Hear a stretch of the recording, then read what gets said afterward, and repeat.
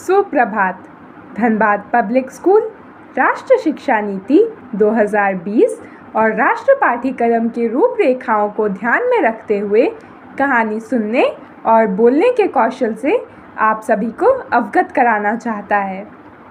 कहानी सुनना और बोलना एक ऐसा कौशल है जिससे बच्चों में सामाजिकता, नैतिकता, एकाग्रता और बुद्धिमत्ता जैसे अनेक गुण विकसित होते हैं।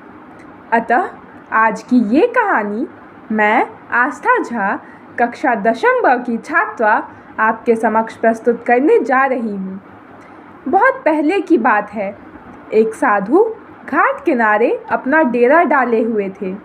वहाँ वे धुनी लगाकर दिन भर बैठा करते और बीच बीच में ऊंची आवाज़ में कहते, जो चाहोगे वो पाओगे। वहाँ से गुजरने वाले लोग उन्हें पागल समझते और उनकी बातें अनसुना कर देते।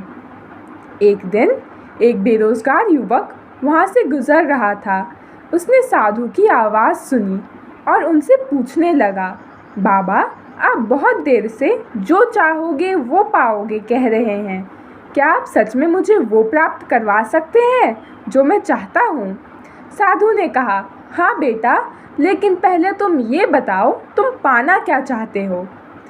युवक ने कहा, मैं एक दिन हीरों का बहुत बड़ा व्यापारी बनना चाहता हूँ। क्या आप मेरी ये इच्छा पूरी कर सकते हैं? साधु बोले, हाँ बेटा, मैं तुम्हें एक हीरे और मोती का टुकड़ा देता हूँ।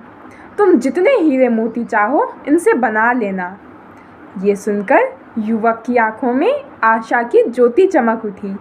फिर साधु ने उससे अपनी दोनों हथेलियां आगे बढ़ाने को बोला।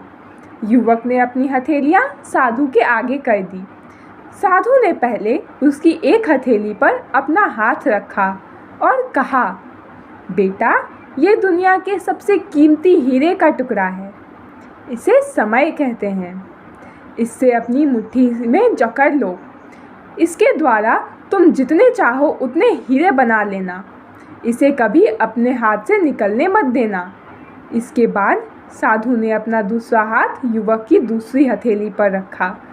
बेटा, ये दुनिया के सबसे कीमती मोती के टुकड़े हैं। इन्हें धैर्य कहते हैं।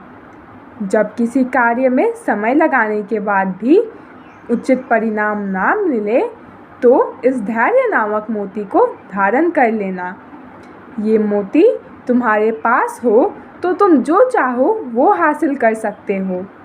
युवक ने ध्यान से साधु की बातें सुनी और उन्हें धन्यवाद कहकर वहाँ से चल पड़ा।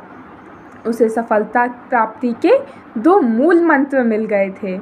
उसने निश्चय किया कि वह कभी अपना समय व्यर्थ नहीं करेगा और धैर्य से काम लेगा। कुछ समय बाद उसने हीरे के एक बड़े व्यापारी के पास काम करना प्रारंभ किया। कुछ वर्षों तक दिल लगाकर हर गुण सीखता गया। एक दिन अपनी मेहनत से अपना सपना साकार करते हुए हीरो का बहुत बड़ा व्यापारी बना। इस कहानी से हमें ये सीख मिलती है कि लक्ष्य प्राप्ति के लिए सदा समय और धैर्य नामक मोती अपने साथ रखें और समय को कभी व्यर्थ ना जाने दें। कठिन समय में धैर्य का दामन ना छोड़ें। सफलता अवश्य प्राप्त होगी। धन्यवाद।